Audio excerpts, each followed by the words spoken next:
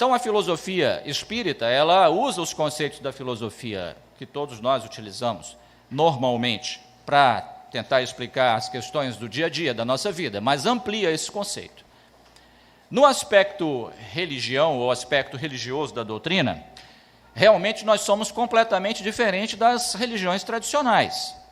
Completamente. Nós não temos uma estrutura sacerdotal, nós não temos padre, não temos bispo, arcebispo, cardeal, papa, nós não temos obreiro, diácono, ungido, pastor, nós não temos essa estrutura. Ninguém ganha nada aqui, não temos ninguém assalariado para realizar as tarefas na doutrina espírita. Graças a Deus que é assim, porque se fosse diferente, eu confesso aos senhores que eu não seria espírita. Nós não temos cerimônias, não temos batismo, não temos casamento, não temos crisma. Nós também não temos uso de roupas especiais, vestes especiais, paramentos, velas, incenso, imagens. Não temos. Isso não é religião, isso são ritos. O sentido da religião espírita é a religião natural, a ligação do homem direto com Deus. Não importa onde ele esteja, não importa como ele esteja vestido, não precisa de intermediário também não. Não precisa de um padre, de um pastor que vai fazer essa intermediação. A religião natural é a ligação do homem direto com Deus. Ele pode estar num deserto, na montanha, na floresta, dentro de casa, no trabalho, aqui. Ele não precisa estar numa agremiação religiosa, não precisa estar na casa espírita, na igreja, nas denominações protestantes, em lugar nenhum. É o encontro dele com a divindade. Esse é o sentido da religião natural. E o Espiritismo busca essa essência, busca restaurar a ligação direta do homem com Deus, na simplicidade, na pureza, semelhante à época do Cristo. Aquela coisa simples, sem pompa, sem luxo, sem rituais. Esse é o sentido da religião espírita, a religião natural. E no aspecto científico, nós usamos como referência a fala de Kardec, que está no livro A Gênese, que foi editado em janeiro de 1868, quando Kardec ele propõe que a doutrina espírita caminharia lado a lado com a ciência. Nós não nos deteríamos onde a ciência para, nós continuaríamos a caminhada. E o dia que a ciência nos provar que nós estivermos errados em um ponto, nós abandonamos aquele ponto e ficamos com as conclusões da ciência. Isso nos dá uma segurança muito grande e uma garantia de que nós estaremos acompanhando a evolução científica e tecnológica. Todas as informações da ciência oficial, porque elas são comprovadas, nós estaremos ali com essas informações. E aquilo que a ciência disse, olha, espírita, vocês estão errados em tal coisa, a gente abandona aquilo, porque a gente não pode ter apego àquilo que não é verdade. Nós não temos dogmas, não temos artigos de fé, sem problema.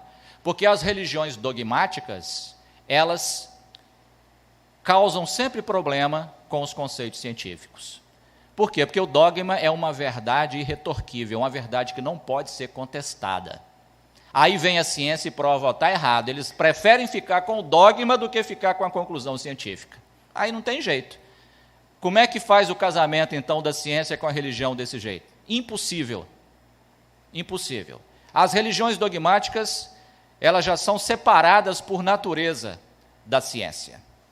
Porque os dogmas, eles se antepõem aos conceitos científicos. Por exemplo, ressurreição é um dogma de algumas religiões. E a ciência prova que é impossível existir ressurreição. O retorno de um corpo que apodreceu, que entrou em decomposição, voltar à vida, é impossível. Contrário às leis da natureza. Se é contrário às leis da natureza, é contrário às leis divinas. Ah, mas o Evangelho tem casos. Não, não eram ressurreições. Eram casos de letargia, síncope ou morte aparente, explicado cientificamente. Agora, um corpo que morre, apodrece, se decompõe e voltar à vida, é contrário às leis da natureza. Aí as religiões dogmáticas sustentam essa tese. A ciência prova que não é verdade, uma ruptura entre elas. Nós não temos esses dogmas no Espiritismo, então a gente transita tranquilamente com as questões científicas. Ah, Adhemar, e aí? A ciência provou que a reencarnação não existe. Provou? Provou. Então nós deixamos de ser reencarnacionistas. Ué, e aí? Ué, aí, a ciência, quando ela desmente uma coisa, ela apresenta outra, que prove melhor aquilo. Ela vai ter que nos oferecer alguma coisa, em lugar da reencarnação, que nos prove melhor o mecanismo da justiça divina. Se ela fizer isso, tranquilo, nós não temos apego à reencarnação não, pessoal. Nós temos apego àquelas questões que explicam os porquês da vida, as questões existenciais, que nos dê uma sustentação à nossa fé. Porque deve ser muito ruim você ficar com a fé alicerçada numa coisa que não é verdade, né? Deve ser péssimo. Só porque tem que ser daquele jeito, porque é um dogma. Ninguém pode ir contra aquilo. É um artigo de fé, ninguém pode contestar.